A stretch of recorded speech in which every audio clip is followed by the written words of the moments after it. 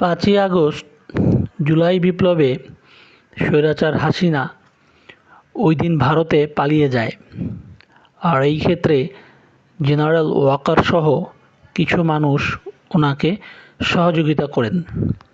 অনেকের মতে জেনারেল ওয়াকার শেখ হাসিনার আত্মীয় ও বিভিন্ন সুযোগ সুবিধা পাওয়ার কারণে ওনাকে সেফ এক্সিট দিয়েছে বলে মনে করলেও এর পিছনে সুদূর প্রসারী একটি পরিকল্পনা রয়েছে, যেটা জেনারেল ওয়াকার পরবর্তীতে সেনাপ্রধান না থাকলেও বাস্তবায়নের সম্ভাবনা রয়েছে। দেখুন, গত 16 বছরে এই স্বৈরাচারের বিরুদ্ধে বিএনপি আন্দোলন করলেও তার কোনোটাই স্বৈরাচারকে সরাতে পারে নাই।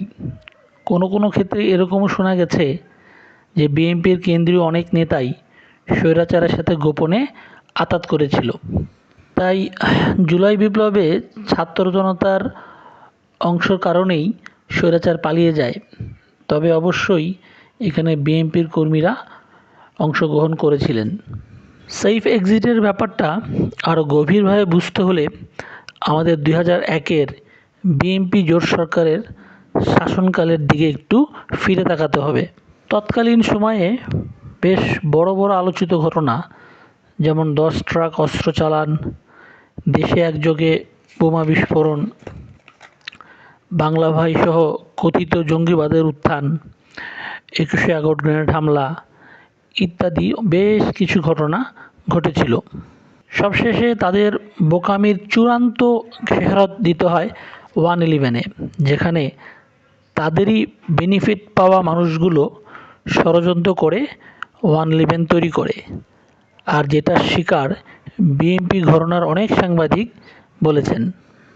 এইসব ঘটনার কোনোটাই তৎকালীন জোট সরকার ফাইট ব্যাক দিতে পারে নাই, ফলে তাদের রেপুটেশন মারাত্মকভাবে ক্ষতিগ্রস্ত হয়েছিল।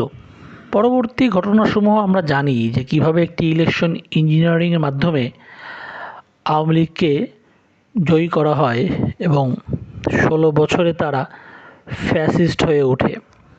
তাই হাসিনাকে যারা সেফ এক্সিট দিয়েছে ওনারাই ক্যালকুলেশন করেছেন যে পরবর্তী নির্বাচন হলে বিএনপি আসার সম্ভাবনা অনেক বেশি। আর এখন বিএনপি আগের থেকে অনেক বেশি দুর্বল এবং ভঙ্গুর। তাই ওনারা ক্ষমতায় গেলে আবার জাতীয় আন্তর্জাতিকভাবে ষড়যন্ত্র করে পুনরায় 111-এর মতো আরেকটা ব্যবস্থা করাটা তেমন কঠিন কিছু হবে না। তার প্রতিফলন কিন্তু ইতিমধ্যেই আমরা বিএনপির বিভিন্ন কথা কাজের মাধ্যমে দেখা যাচ্ছে। তাই নির্বাচনে বিএনপি জয়ী হওয়া মানে আওয়ামী লীগের পুনর্জীবন, এবং যারা শেখ হাসিনাকে সেফ এক্সিট দিয়েছে ওনারা এটা ভালোভাবেই জানে।